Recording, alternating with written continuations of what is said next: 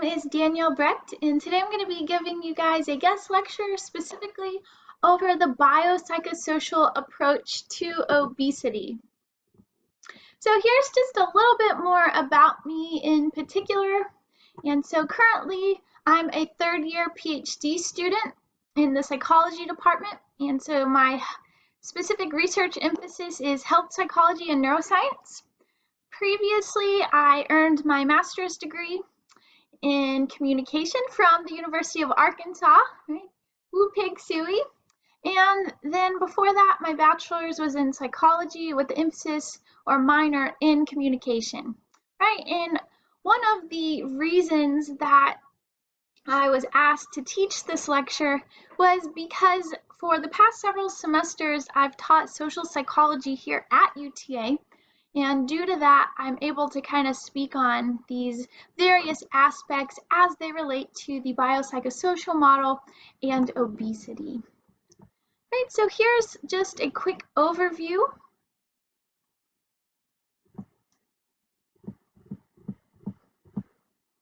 Today, what we'll cover in our lecture, we're going to look at why the topic of obesity is really important. We're going to talk about the biopsychosocial model. We're going to revisit that. I know you guys have previously kind of talked about that in class, but again, I want to spend just a few minutes on that. I want to then get into the neuroscience of obesity, and that's where I hope to kind of really add a little bit of my background in my studies. Then talking through what are some of the psychological therapies for dealing with obesity. And then last but not least, what are some of the social theories related to obesity? And even more specific, how does that relate to some of the examples in our current culture? Right, so first I want to make it clear how I am defining obesity. So according to the CDC, obesity is weight that is higher than what is considered as a healthy weight for a given height. Right, so within this definition, there are 3 classes of BMI. And I would like to point out too, they even kind of, in giving this disclaimer, tell us, hey, maybe this definition really isn't that great, right? So as an individual, the BMI can be used as a screening tool, but is not a diagnostic of the body fatness or the health of an individual. Rather, a trained healthcare provider should perform appropriate health assessments in order to evaluate an individual's health status and risk. So clearly we can see there's a few problems with this definition. I want you to take just a moment and I want you to think about what are some of the problems with that definition provided by the CDC. Okay, so I want to look at kind of an example then of how this kind of specific definition could be an issue. Right, so you guys are all probably familiar with Dak Prescott. These were his stats when he was first entering the draft.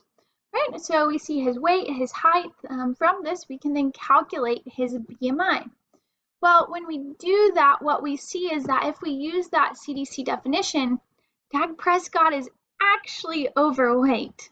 Right, so that's really shocking because you wouldn't think, oh, Dak Prescott is overweight. You wouldn't think that at all, yet according to their definition, he is in fact overweight.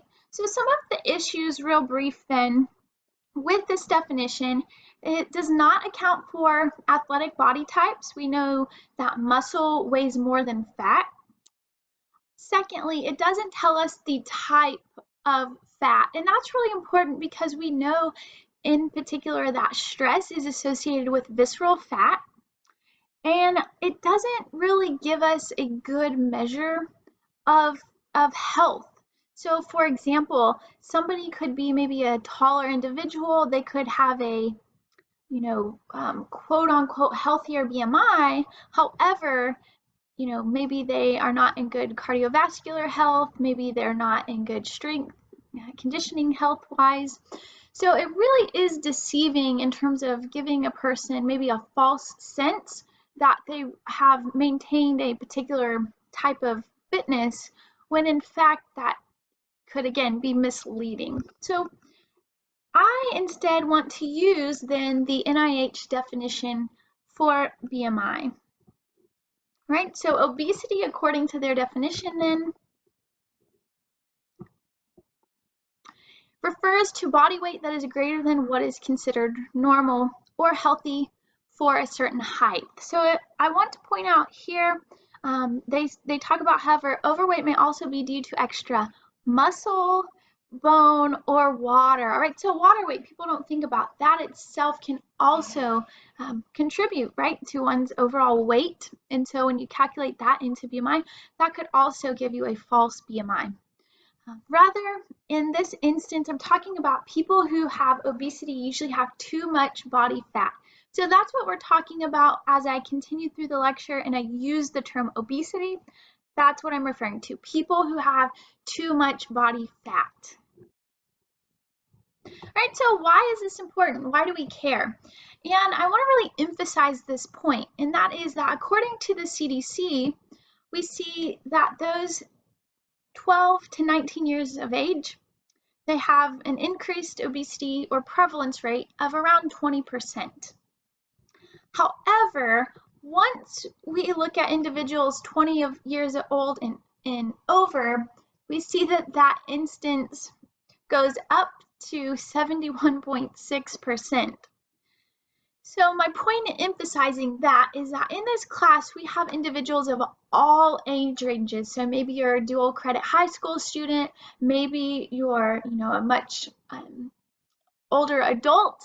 So we could have individuals ranging from 16 all the way to 80 or 90 in this course.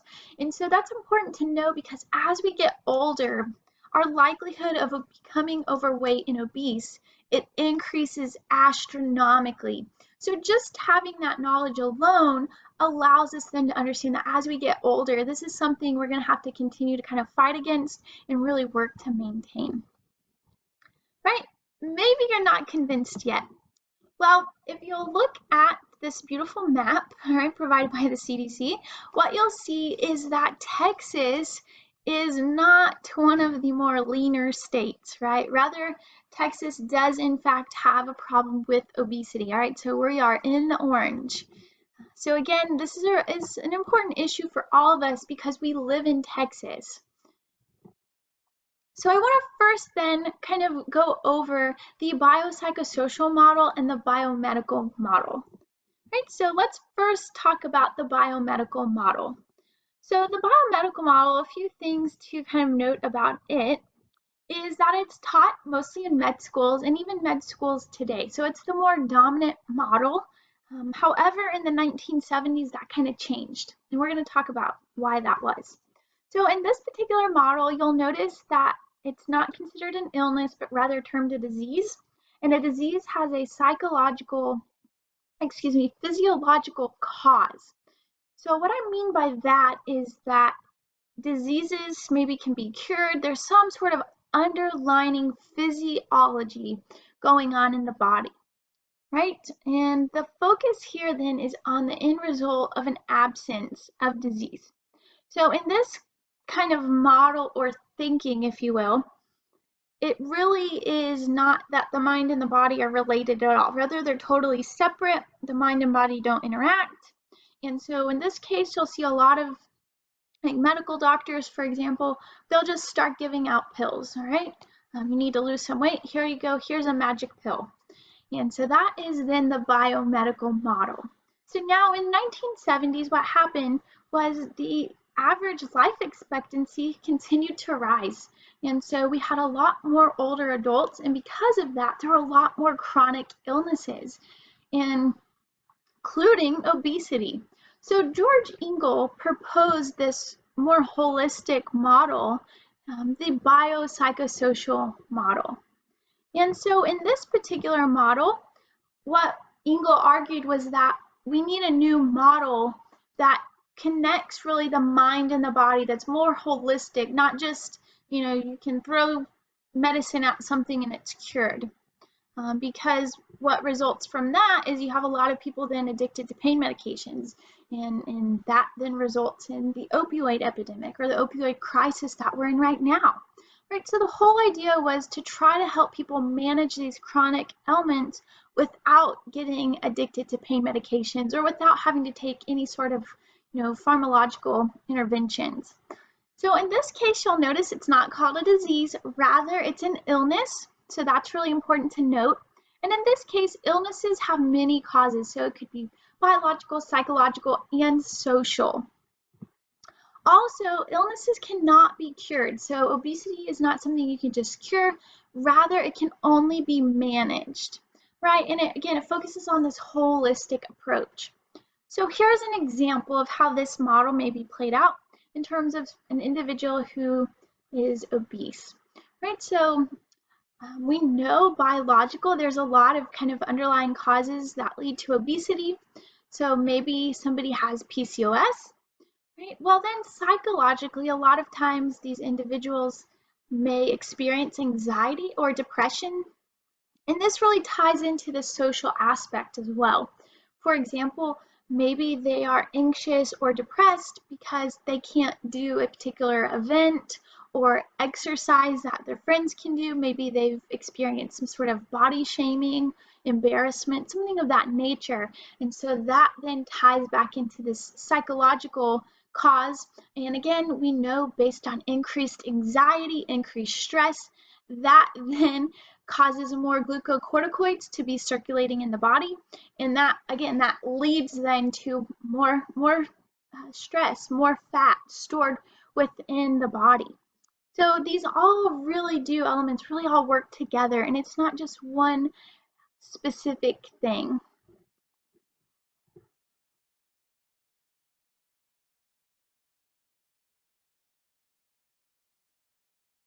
I want to take a minute and talk about the neuroscience of obesity. All right, so it's really important to note within the brain, what happens is the mind and the body really do communicate. So for example, within our blood, anytime that our blood sugar levels get really low, right, what happens is a signal is then sent up to the thalamus, and the thalamus then relies on a bunch of different relay signals within the hypothalamus, and that then signals to our brain, oh, I'm hungry, my blood sugar is low, I need to eat, right? So you've ever had that sensation of being kind of hangry, right? That is exactly that. It's your body telling your mind and bringing that then into your conscious awareness, oh, I'm hungry, I need to eat something, right? So the same thing happens. There's a lot of different types of receptors within your body. So for example, within your stomach, you have a bunch of mechanoreceptors, and so anytime your stomach kind of shrinks, maybe you hear it kind of growling, right? That then signals to your brain, in particular, again, up through the thalamus and then thalamus up the hypothalamus. And within the hypothalamus area, that's where we see the regulation of all these different neurotransmitters and receptors. And again, this brings into conscious awareness, hey, I'm hungry, I need to eat something. Right now, one of the areas that we see a lot of neuroscientists have really focused on in terms of obesity is this idea of kind of addiction, right? And so what happens is that within the brain, we have a particular kind of place within nucleus accumbens, and within nucleus accumbens, substantia nigra, that is where dopamine is produced, right? And so within this area, that is kind of the reward circuitry, if you will. So the way it works is anytime maybe I'm having a really rough day and I just need a little pep in my step, right? I just need something to make me happy. I can kind of be triggered, or I may come to find that donuts are my choice of comfort food, right? And so maybe I'm down and depressed, I need a little lift, a little pick me up. I go and eat that donut.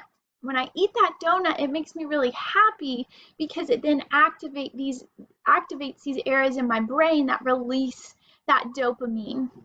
Right, so here's kind of a really good video to really tie together how it is that the neuroscience really does help. So hopefully that video again just kind of tied it all together and give you a little bit better understanding of how it really is the brain and the body coming together. So I want to know from your point of view, what is more important? Is it biological factors or is it psychological and social factors that we should be concerned about? So this age-old debate, is it nature or is it nurture that causes people then to be obese? So take a minute and I want you to again think about this discussion question and write out your answer below. So it's not one, it's not nature or nurture, but rather both of these combined. And in a kind of more recent, if you will, discovery or emerging field, what we know is that epigenetics do play a role in terms of obesity. So epigenetics in particular is how the environment can change our genes. So that can happen through methylation, modification of histones or their special proteins, or modification of a non-coding mRNA. So here is, I'm going to kind of break down and walk you through each of these first. So methylation, we know that nucleotide bases, when they are in the transcription phase, they pair these nucleotide bases, right? So G and T and A and C, G and C and A and T. So what may happen is there may be an extra nucleotide base added during that transcription process. So instead of, C and G, it may be CCG, right? So that can then lead to mutation.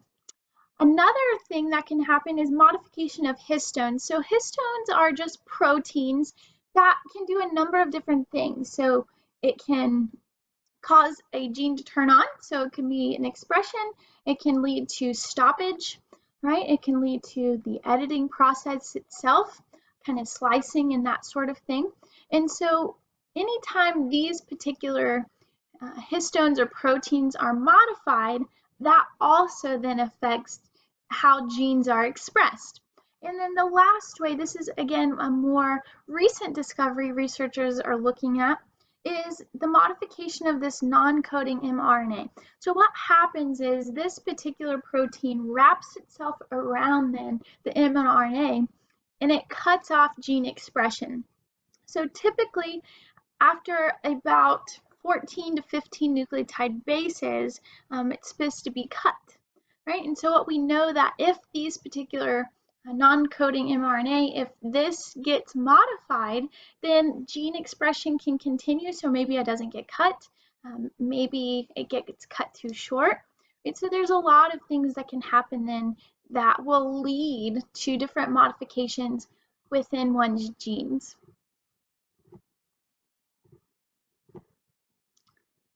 Right, so I want to again kind of show you a video that really puts together how all of these things can work in a particular example of obesity. So we've talked a little bit about the neuroscience, some of the biological aspects of obesity. So now I want to really focus on some of the psychological aspects.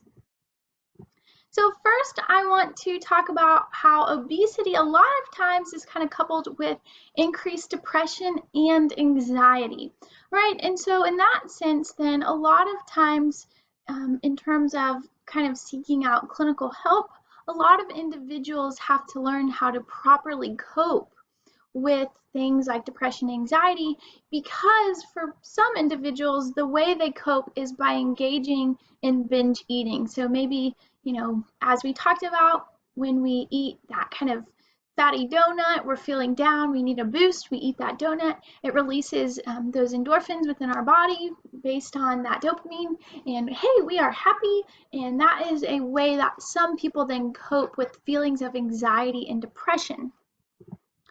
So in this case, then you really need to take a holistic approach and consult with a clinical health psychologist. So just to kind of clarify, as psychologists, they're going to be really important in doing a lot of the research.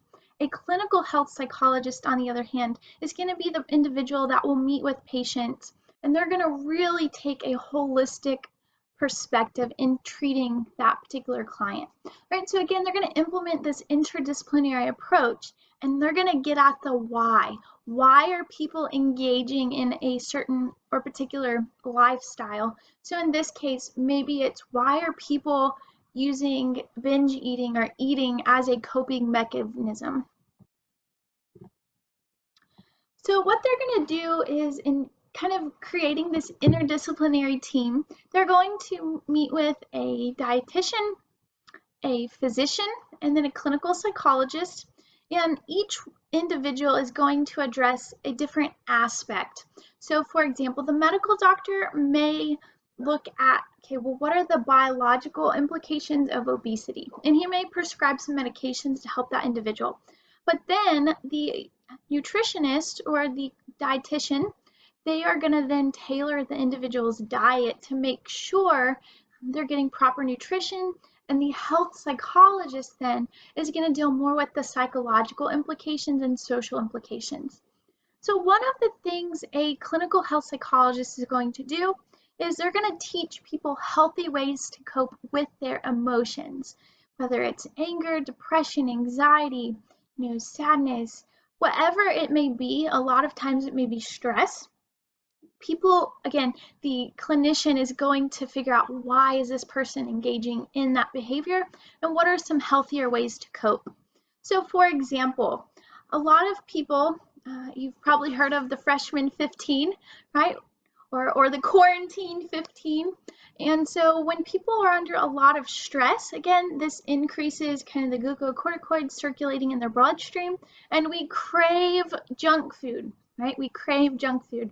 So when you're really, really stressed, instead of craving junk food, if you can kind of recognize, hey, I need a healthier way to cope with my stress, maybe I should go for a run, maybe I should go for a walk. That can then be a way that you can kind of tailor that coping mechanism to where it doesn't involve needing to intake, fatty foods to, again, kind of cope with whatever emotions you may be dealing with. Another thing that a clinical psychologist can offer is they can really offer accountability in the form of group therapy. So this really helps because if you know that you've got a group of people who are going to check up on you and, see, are you maintaining, a proper diet, exercise, that really does help because you also can sympathize with other people in trying to maybe work on getting to a healthier weight. You understand that these other people are in that same, have that same goal as you do. And so again, it really does help using this kind of dynamic approach of group therapy. I talked about managing stress. Another technique that clinicians use a lot with patients is mindfulness training. So for example, instead of just, guzzling down your whole cup of coffee, right? They would tell you, take a sip, slow down, right? When you, eat your dinner, chew your food so many times before you swallow it. Make sure that you're not eating in front of a TV or with any distractions, but just being very, very present in that moment. And again, kind of allowing you to slow down and being very mindful of what you're doing, right? Including eating, really savoring every bite. Another popular thing that you will see is this emergence of e-health, right? And e-health, again, kind of lending itself to this group therapy approach, if you will, is good because it allows people to create this kind of group network, right? And so, for example, on Fitness Pals, you can reply to your friends, they can look at your progress, you can look at how many calories you have remaining, what's your overall goal. So it really visualizes then how it is that an individual needs to get to a particular, net weight or net total of calories to then decrease their weight. So these can be really good programs. And it really helps then because you have kind of that accountability that maybe a clinician can offer, right? So you're seeing a lot of these applications being used more and more by individuals.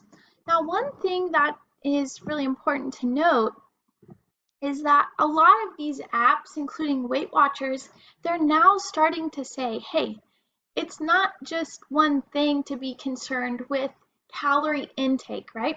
If we look at it from this kind of holistic perspective of the biopsychosocial model, if we're just looking at calories in, calories out, that itself can get very addicting, right? And that's not necessarily healthy either because it doesn't account for emotional, spiritual, this kind of overall social health.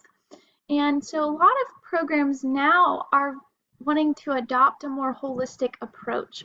So here is kind of an example from the new and improved Weight Watchers. I want to take a minute and ask you, what is your opinion of this kind of new move?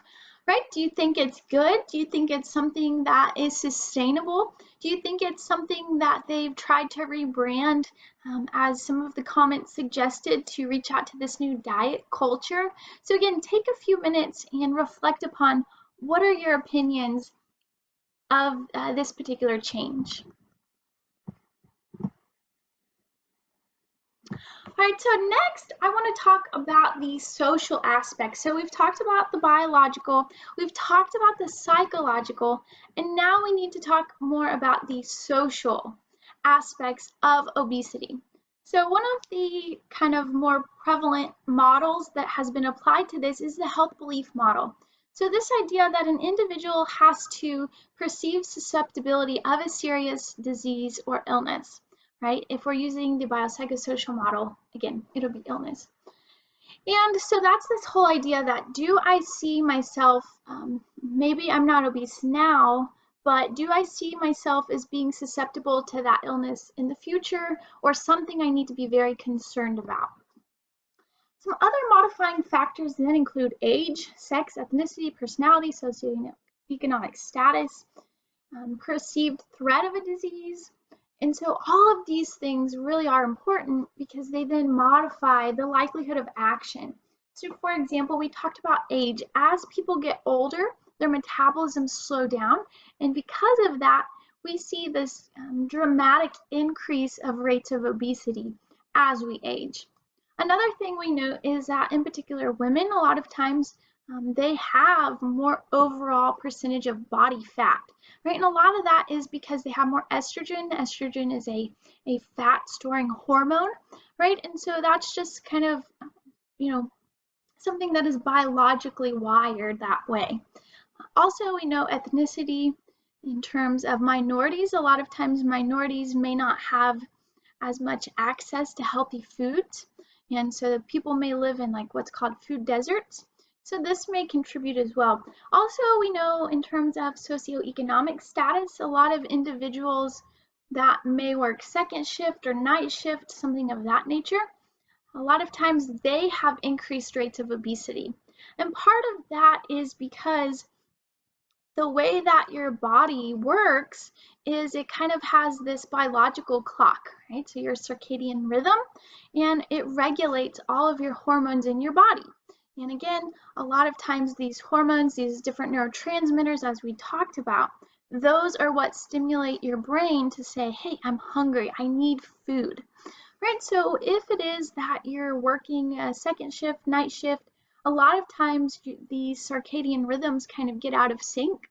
And so what happens then is, again, your body, your hormone levels may kind of become out of whack, and it may signal then to your body, hey, I am really hungry, right? And maybe it's not that you're hungry, but rather you're just kind of off of a particular schedule. Also, looking at things like education, symptoms, media exposure. We're going to talk a lot about the media here in the next couple of slides, but those are all examples of modifying factors. And then the likelihood of action. So do the benefits outweigh the cost? And are there barriers that we need to overcome? So for example, is it something that if I'm wanting to lose weight, I have money to maybe get a gym membership each month? Or do I see, oh, maybe if I, use a public trail, that can be free? So you have to really kind of justify then, even in areas that may be a little not as safe, for example, right? Maybe it's not safe to run outside. Maybe your only option then is to get a gym membership, right? So there's a lot of factors then if you look at the perceived benefits versus the cost, and then also what are some of the additional barriers to behavioral change. And then last but not least, that allows us to kind of calculate this likelihood of behavioral change. Right, we also need to look at this idea of social learning or operant conditioning. All right, so operant conditioning is this idea that we learn our behavior from other individuals. So a lot of times this may include our parents. So if our parents are healthy eaters, they cook healthy meals, that kind of thing, then a lot of times that will be reflected in our behavior as we become adults. However, if it is that our parents are not maybe healthy eaters, or our friends, eat a lot of junk food, that may hinder us in our lifestyle. And so in order to kind of overcome that, then again, we may have to condition ourselves in a way, again, to kind of overcome those behaviors that we've learned. And so this can also then tie into classical conditioning. And so in classical conditioning, what happens then is this repeated pairing of stimuli that results in a conditioned outcome. So for example, if it is that you're always watching TV, and anytime you're watching TV, you want to eat, or if you go to a movie, right, you're automatically conditioned, oh, I've got to have popcorn. So what happens is that every time we see these things paired together, that is firing then that neuronal circuitry within our brain. And what happens is every time it's fired over and over, we look at Hebb's rule, neurons that fire together, wire together. And so what we know is that it takes less stimulation or activation for that pathway to then fire. And so the more times that we go to the movies and eat popcorn, it again wires that connection stronger and stronger. So eventually it kind of becomes this unconscious conditioned response of, hey, if I'm watching a movie, I've got to have popcorn, right? You'll also see this in a lot of advertisements, and they'll do this where they will pair a particular message or product with a person, or a positive message. So for example, you'll see Coke, right? What is Coke? Share happiness. And so every time you see a Coke product and they pair it with this message of share happiness, then anytime you see a Coke product, the idea is that subconsciously you think, oh, I want to be happy. If I want to be happy, I need to crave or get a Coke, right? So you'll see this a lot. And again, this kind of neuronal wiring, if you will, is again due to this process of long-term potential.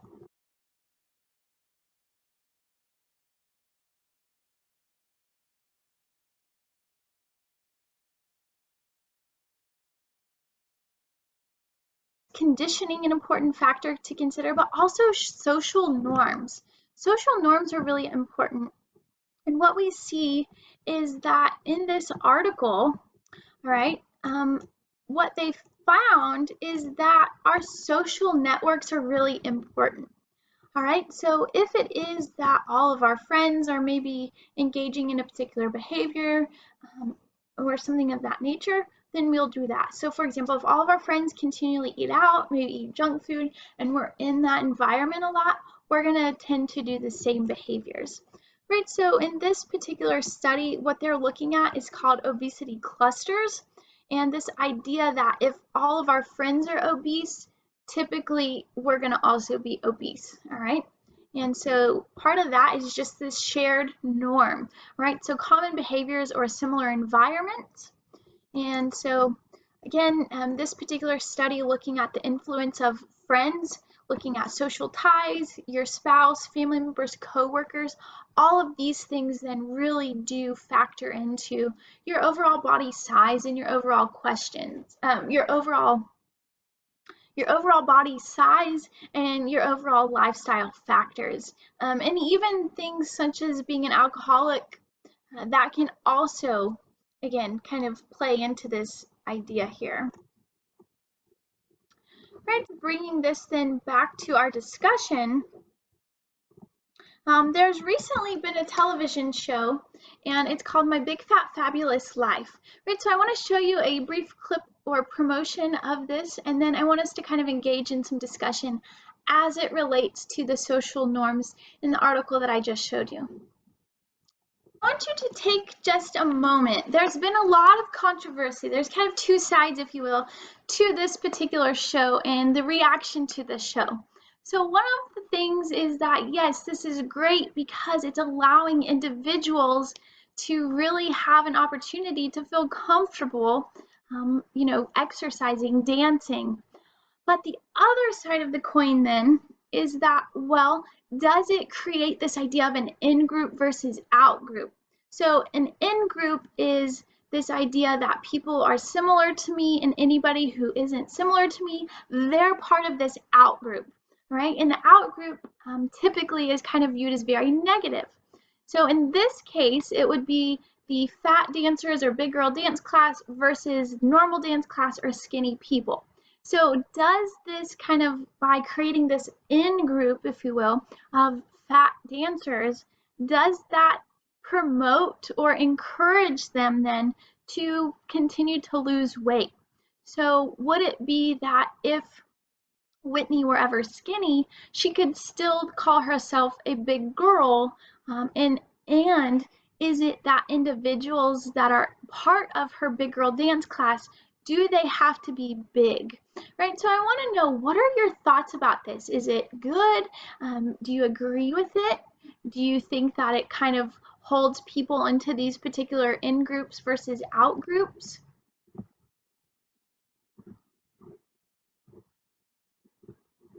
Right, so again, I want you to take just a minute. I want you to consider, what are some of the different norms? We talked about this idea of obesity clustering, again, in-group versus out-group. And so considering the article and the concept of groups like Big Girl Dance Class, how do social factors play into obesity? Do you agree or disagree with Whitney's concept of her dance class, and why or why not? So make sure that you can explain and justify the why or why not. Right? There's no right or wrong in this question answer. Again, I just want to know, what are your thoughts? Then talk about is this idea of weight biases, so body shaming. Considering the media, do you think that the notion of weight bias in the US is shrinking? Why or why not? Right, so you look at figures like Lizzo, right? She's kind of making it the norm that it's okay to be, big and beautiful. Why do you think that maybe in the US we see evidence that, again, is this weight bias shrinking? Or do you think, no, it's still there, people are still body shaming others? And again, I want to know why or why not, and I want you to provide an example in stating your claim, right? So again, back up why you're stating a particular position, right? So take a minute, answer that question.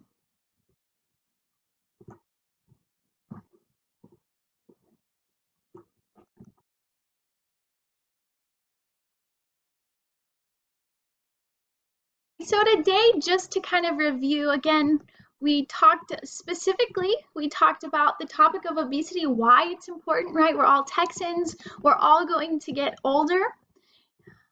The other thing, we talked about the biopsychosocial model, right? So how obesity in particular, that illness is maintained, it's not cured, and it really requires a holistic approach.